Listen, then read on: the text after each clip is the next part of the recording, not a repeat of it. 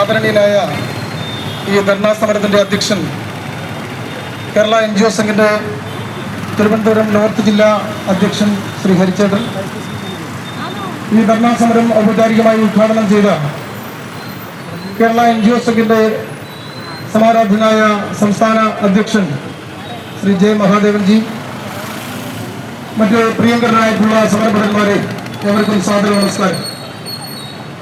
Kerala NGO സംഘിന്റെ നേതൃത്വത്തിൽ ഇന്ന് ഈ സെക്രട്ടേറിയറ്റ് നിലയിലും അതുപോലെ തന്നെ തൃശൂർ മേഖലയിലും കണ്ണൂർ മേഖലയിലുമായിട്ട് ഇത്തരം ധർണാ സമരങ്ങൾ നടത്തുന്നതിന്റെ ആവശ്യകതയെ സംബന്ധിച്ച് ഇവിടെ ഉദ്ഘാടക പ്രാസംഗികരും അതുപോലെ തന്നെ മറ്റ് പ്രാസംഗികരൊക്കെ തന്നെ സവിസ്തരം പ്രതിപാദിച്ചു കഴിഞ്ഞു.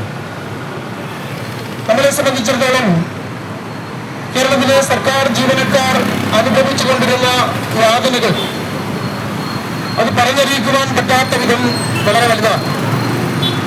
ഇപ്പോൾ അവരുടെ ഈ ഗവൺമെന്റിന്റെ ഭരണം അവസാനിക്കുന്നതിന് ദിവസങ്ങൾ മാത്രം അവശേഷിക്കുമ്പോൾ കേരളത്തിലെ സർക്കാർ ജീവനക്കാരുടെയും അധ്യാപകരുടെയും ക്ഷാമബത്ത കുടിശ്ശികയായിട്ടുള്ള 2021 മുതൽ കുടിശ്ശികയായിട്ടുള്ള ക്ഷാമബത്ത അനുവദിക്കപ്പെട്ടു.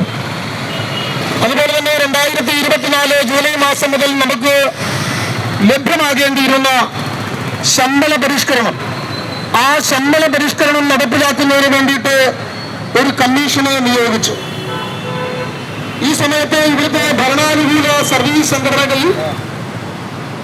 വിവിധ ഓഫീസ് സമുച്ചയങ്ങളിൽ ആഹ്ലാദ പ്രകടനങ്ങൾ നടത്തുന്നതും അതുപോലെ തന്നെ ഓഫീസ് കേന്ദ്രങ്ങളിൽ കയറി ജീവനക്കാർക്ക് മധുര പലഹാരങ്ങൾ വിതരണം ചെയ്യുന്നതും നമുക്ക് കാണാനായിട്ട് കഴിയും.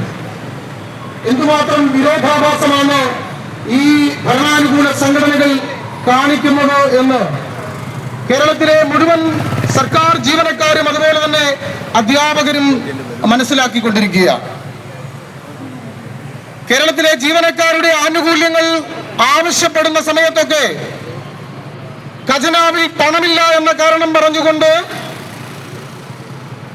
സർക്കാർ അവരുടെ ധൂർത്തുകൾക്കെല്ലാം ആവശ്യം പോലെ പണം വിനിയോഗിച്ചുകൊണ്ട് സർക്കാർ ജീവനക്കാരുടെ ആനുകൂല്യങ്ങൾ പണമില്ല എന്ന കാരണം പറഞ്ഞുകൊണ്ട് നിഷേധിച്ചിരുന്ന ഒരു ഗവൺമെന്റ് അവരുടെ ഭരണത്തിന്റെ അവസാന കാലഘട്ടത്തിൽ ഒരു തെരഞ്ഞെടുപ്പിനെ നേരിടുന്ന സാഹചര്യം സംജാതമായപ്പോൾ ഇതുവരെ ഉണ്ടായിരുന്ന ക്ഷാമബത്ത കുടിശ്ശികയും അതുപോലെ തന്നെ ശമ്പള പരിഷ്കരണത്തിന് വേണ്ടിയിട്ട് കമ്മീഷനെയും നിയോഗിക്കാൻ തയ്യാറായിട്ടുണ്ടെങ്കിൽ കേരളത്തിലെ സർക്കാർ ജീവനക്കാരൊക്കെ അരിയാഹാരം കഴിക്കുന്നവരൊക്കെ തന്നെയാണ്